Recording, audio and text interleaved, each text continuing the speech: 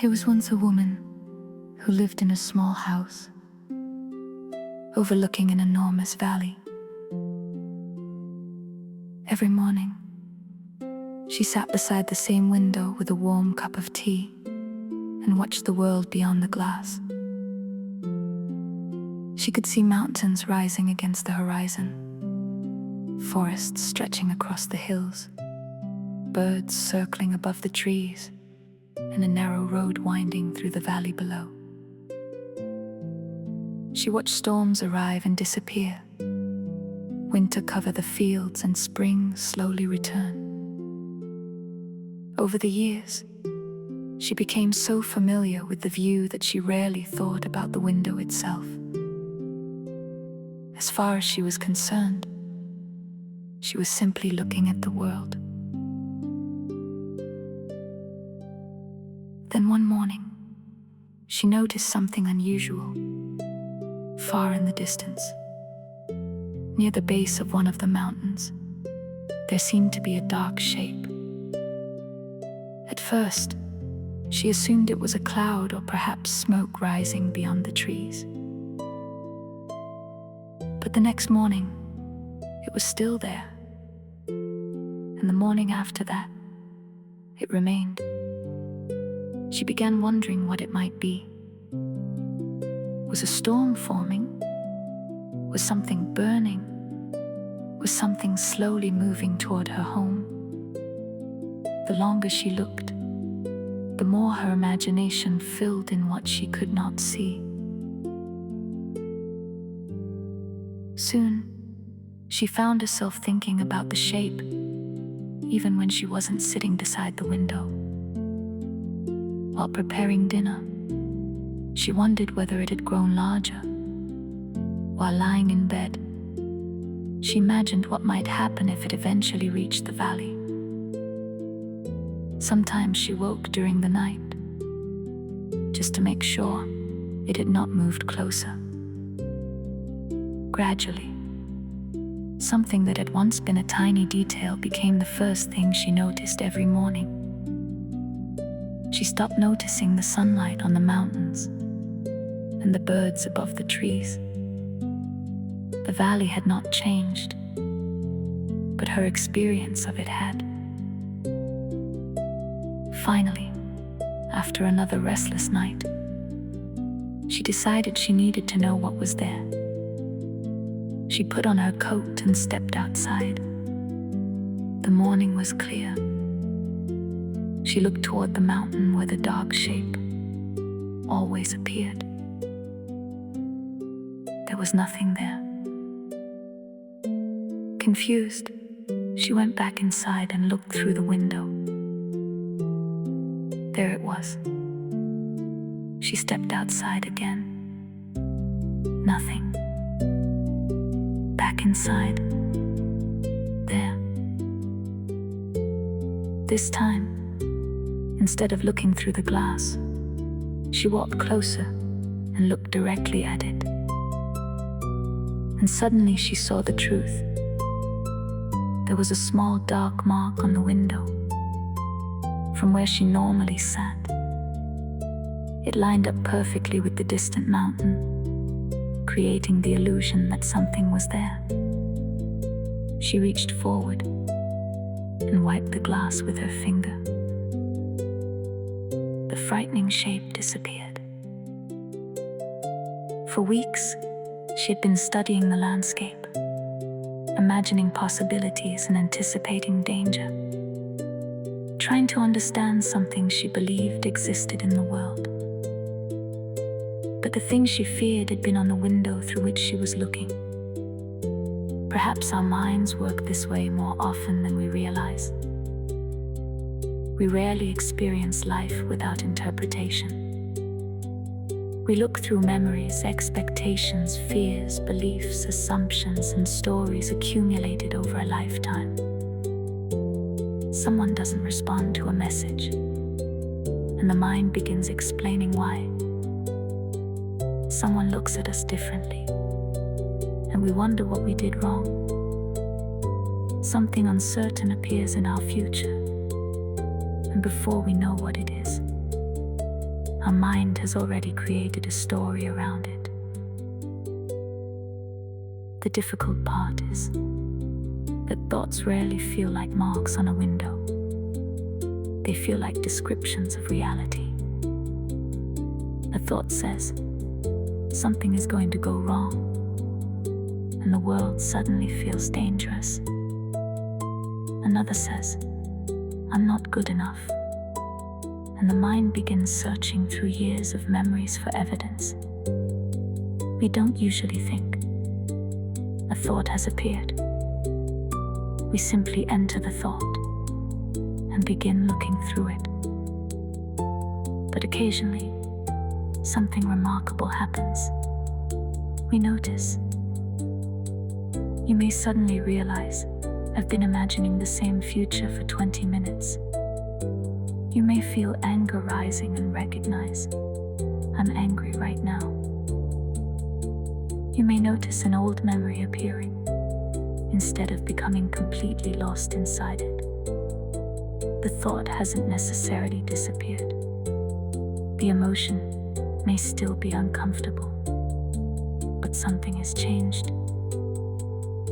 For a moment, you are no longer only looking through the window.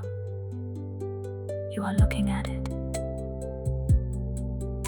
And this leads to a fascinating question. If you can notice your thoughts, what is doing the noticing? You can observe thoughts, emotions, memories, sensations, and even the voice inside your mind. Yet behind all of these changing experiences is the simple fact that somehow, they are happening. We might call this consciousness. We might call it awareness. Whatever name we give it, it is so close to us that we rarely notice it at all. Perhaps awakening begins here, not with discovering some distant secret or becoming someone different, but with the simple realization that sometimes we can stop looking through the window and notice the window itself.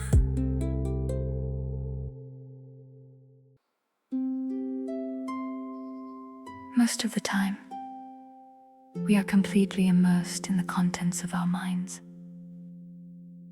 A thought appears. I shouldn't have said that.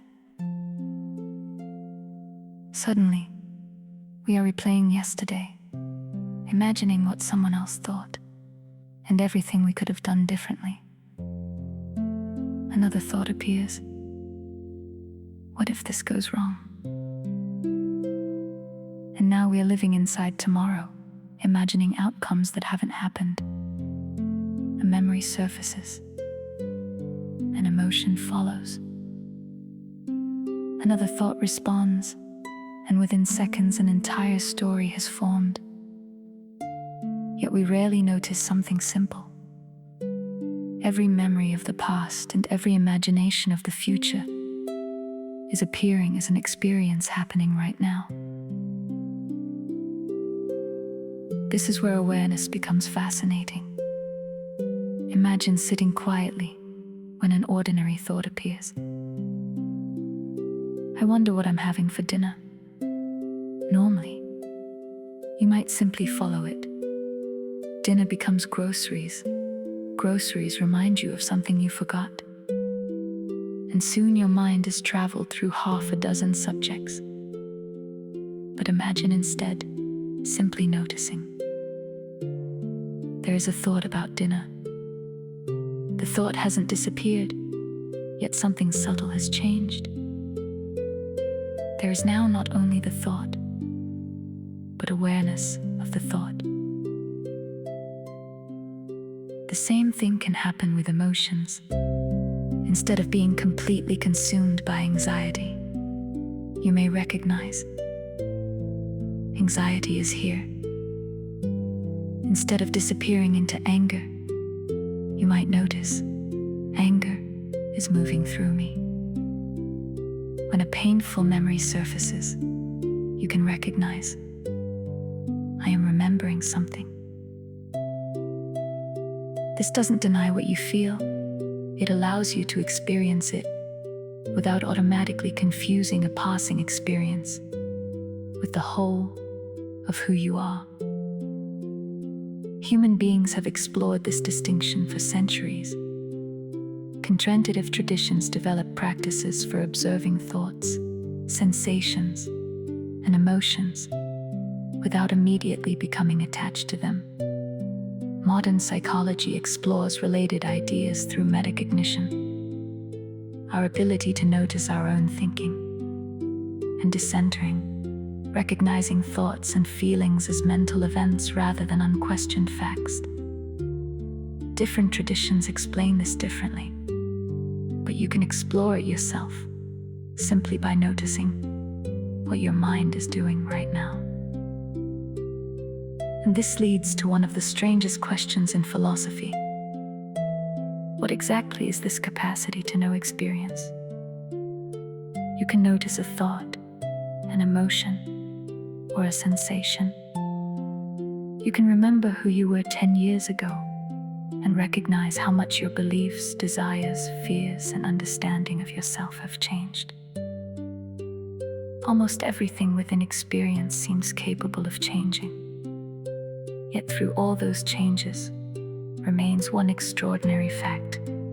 Somehow, experience is known.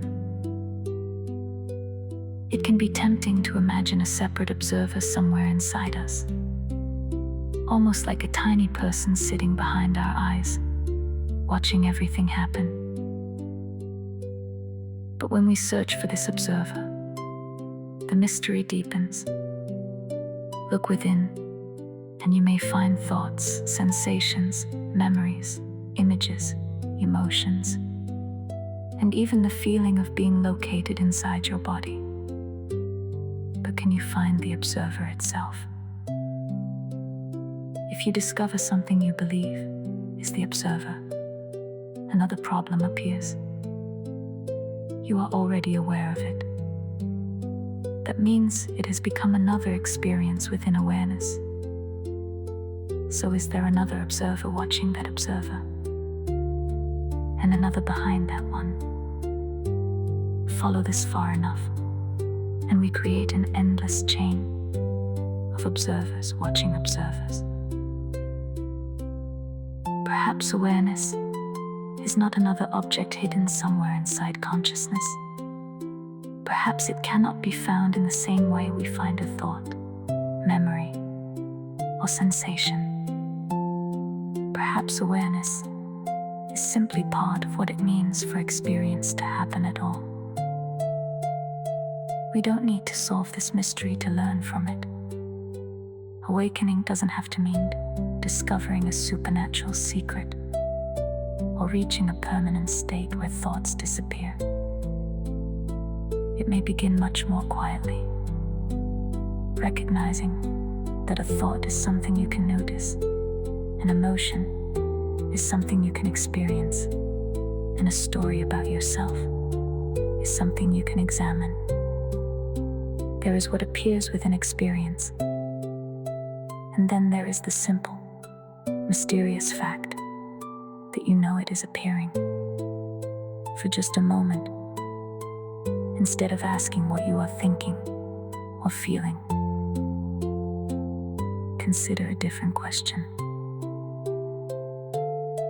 What is it that knows?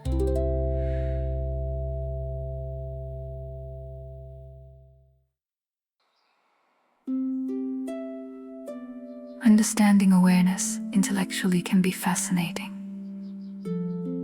but learning to experience it in everyday life can change the way we relate to ourselves. Many of our most difficult moments are not caused simply by the fact that uncomfortable thoughts appear. Thoughts will appear. Emotions will rise and fall. Memories will surface. The difficulty often begins when we become so identified with an experience that we can no longer see it as an experience at all. A thought says, "I'm failing," And almost immediately it becomes, I am a failure. A thought says, they don't respect me. And within moments we may be constructing an entire explanation of another person's intentions. A thought whispers, something bad is going to happen. And the body begins preparing for a future that exists, at least for now, only in imagination.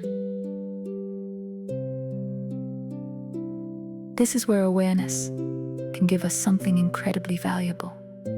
A little space. Not enough space to make every painful emotion disappear, and not enough to prevent difficult things from happening. But sometimes enough space to recognize that we have a choice about what happens next. We can feel anger without immediately acting from anger. We can experience fear without assuming every prediction fear produces is true. We can hear the critical voice in our mind without automatically accepting its judgment as a definition of who we are. One of the simplest ways to practice this is by changing the language we use internally. Instead of saying, I'm anxious, try noticing, I'm experiencing anxiety. Instead of I'm angry, try, anger is here right now. Instead of I'm overthinking again, perhaps notice, my mind is producing a lot of thoughts right now. These changes may seem almost too small to matter, but they create an important distinction. I am anxious can make anxiety sound like an identity. I am experiencing anxiety reminds us that anxiety is an experience, and experiences can change. This isn't about playing tricks with language or pretending an emotion doesn't matter. In fact, it asks us to acknowledge what we are experiencing more honestly. We are not saying, I shouldn't feel this. We are saying, this is what is here. There is a gentleness in that recognition. We don't have to fight the emotion, but we don't have to hand it complete control either. Another simple practice is to occasionally ask yourself, what am I aware of right now? You might notice your breathing. Perhaps you hear a sound somewhere in the room. You may feel the pressure of the floor beneath your feet or the chair supporting your body. Maybe you notice warmth, coolness, tension, or relaxation. Then notice what is happening internally. Is there a thought moving through your mind? An emotion? A memory? An expectation about what will happen later today? You don't have to change any of it. Simply notice. Then you can experiment with a slightly stranger question. How do I know that I am experiencing these things? Don't rush to find an answer. In fact, for this practice, an intellectual answer isn't particularly important. The mind may immediately respond because of my brain or because I'm conscious. And those may lead to fascinating conversations. But for a moment, set the explanation aside and return to the experience itself. Before you explain the sound, there is hearing. Before you explain the sensation, there is feeling. Before you analyze the thought, somehow, you already know the thought has appeared. You can practice this in ordinary moments throughout your day. When you become irritated in traffic, Notice the irritation before following the story attached to it. When you find yourself worrying late at night, recognize, my mind is imagining possible futures. When someone says something that hurts you, allow yourself to feel the hurt while also noticing the thoughts beginning to form around it. You may still decide that something needs to be addressed. Awareness isn't passivity. Sometimes the clearest awareness leads directly to action. The difference is that your response can come from a place of greater clarity rather than automatic reaction. Over time, you may begin noticing something else. Thoughts are constantly arriving and leaving. Emotions change. Sensations change. Even the stories you tell about yourself can change. Something that feels overwhelming in one moment may look completely different tomorrow. Yet when we are caught inside an experience, it can feel permanent. Awareness reminds us that the experience is happening, but we do not have to become trapped inside its story. And perhaps this is one of the most practical forms of awakening. Not escaping ordinary life, silencing every thought, or reaching some perfect state of consciousness, but becoming a little more awake within the life you already have. You do not have to create awareness. You don't have to search somewhere outside yourself to find it. If you can notice this moment, awareness is already here. The practice is simply remembering to notice.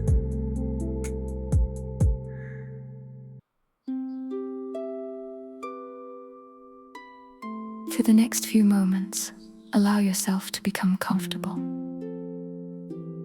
Let your body settle into whatever is supporting you. If it feels natural, gently close your eyes, or simply soften your gaze. Take a slow breath in, and then allow yourself to exhale without trying to control what happens next. You don't need to force your mind to become quiet. You don't need to stop thinking. There is nothing you need to achieve here. For these next few moments, your only practice is to notice. Imagine yourself standing in a wide, open field beneath an enormous evening sky. The air is comfortable and still. Soft grass moves gently around your feet, and the horizon stretches farther than you can see. There are no buildings, no roads, and nowhere you need to go.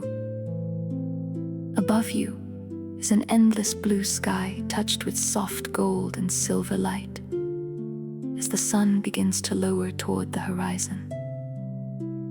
Clouds drift slowly overhead, appearing on one side of the sky, changing shape as they travel, and eventually disappearing into the distance. Imagine now that each of these clouds represents something appearing within your experience. One carries a thought that has been occupying your mind today. Another carries a memory from long ago. Another holds a worry about something that hasn't happened yet. Perhaps one carries something someone once said about you that you have held on to for years. Another carries an old version of yourself, someone you once believed you needed to be. You don't have to choose what appears. Simply allow the clouds to come. As each one moves across the sky, notice it without following it. You don't need to push any cloud away. You don't need to make it disappear. You don't need to decide whether it belongs there. If a thought appears, quietly recognize there is a thought. If a memory appears, there is a memory. If an emotion rises, there is a feeling. Let yourself experience whatever is present without needing to turn it into something else. Watch as the clouds continue moving. Some are small and disappear quickly. Others are darker and heavier. Some may briefly cover almost everything above you. But eventually, each cloud changes. Its edges soften. Its shape shifts. The wind carries it onward. Now begin to notice something that has been there the entire time. The sky. The clouds have been changing constantly, but the sky has not needed to chase them. It does not reach toward the beautiful clouds and try to hold them in place. It does not fight the darker clouds or demand that they leave. It simply gives them space to appear, change, and pass. For a moment, imagine your awareness like this open sky. Thoughts appear within it. Emotions move through it. Memories arrive. Sensations rise and fade. Some experiences are light and pleasant. Others may feel enormous, as though they fill your entire inner world. But no single cloud contains the whole sky. Just as no single thought, feeling, memory, fear, mistake, or story contains the whole of you. Now allow the imagined landscape to become quieter in the background, and gently return your attention to what is happening right here. Notice your breathing without changing it. Feel the simple rhythm of air entering and leaving your body. Notice the sensations in your hands, your face, your shoulders, your feet. Notice any sounds around you. Perhaps you can even notice the thoughts responding to these words. And then notice something even simpler. You know that these experiences are happening. You don't need to search for the one who knows. You don't need to imagine an observer somewhere behind your eyes. You don't need to solve the mystery of consciousness. For just a few moments, allow yourself to rest in the simple experience of being aware. A sound appears, and it is known. A sensation appears, and it is known. A thought appears, and it is known. And then it changes. Another moment arrives, and another. Before you name the experience, before you judge it, before you decide what it means or where it fits into the story of your life, there is simply this moment appearing, and awareness is already here to meet it. Take one more slow, comfortable breath as you exhale. Imagine the enormous sky once more. The clouds are still moving. They will always move. New ones will come, and others will disappear beyond the horizon. You don't need a perfectly clear sky to find peace. Sometimes you only need to remember that you are more than any single cloud passing through it.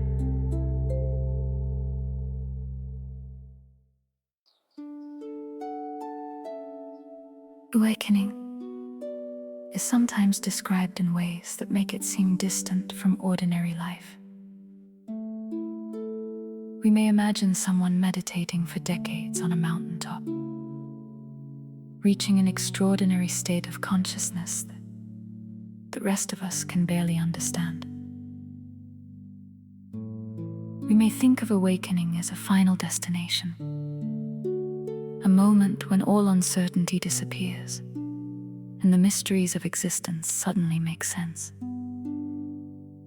But perhaps there is another kind of awakening available to us, one that happens quietly, in the middle of completely ordinary moments.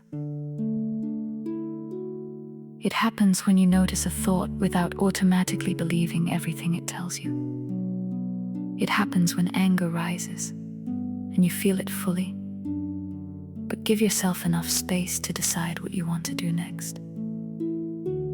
It happens when you recognize that the voice saying, "I'm not good enough," may be repeating a story you learned long ago, rather than revealing an unquestionable truth about who you are. And it happens when you remember the woman standing beside her window and realize that sometimes what appears to be part of the landscape may actually be part of the lens through which you are seeing it. None of this means that thoughts are bad or that we should try to get rid of them. The human mind is extraordinary. Our thoughts allow us to plan for tomorrow, learn from yesterday, imagine things that have never existed, solve problems, create art, understand other people, anticipate danger, tell stories, and dream about possibilities. The goal is not to escape the mind. It is to develop a different relationship with it.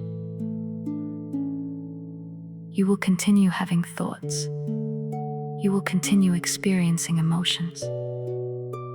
There will still be moments when fear feels convincing, when anger feels overwhelming, when sadness fills your inner world, or when your mind refuses to stop imagining everything that could go wrong. Awareness doesn't promise a permanently clear sky. Storms are part of being human. Some days, the clouds may become so thick that you temporarily forget the sky is there at all. And when that happens, perhaps you can remember something simple. The cloud is not the entire sky. In the same way, a thought is not the entirety of you. Neither is an emotion.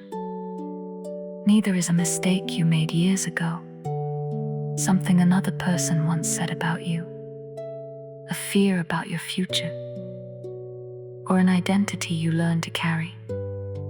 These things can be real and meaningful parts of your experience without being the total definition of who you are.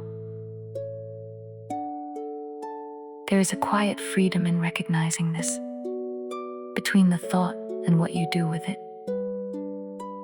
There can be a moment of awareness.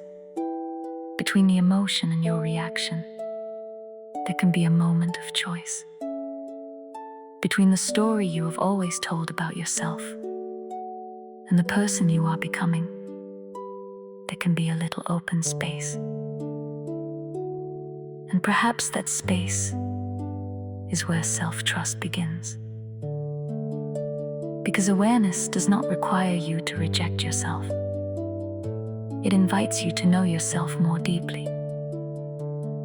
You can listen to your thoughts without obeying every one of them. You can honor your emotions without allowing every emotion to determine your direction.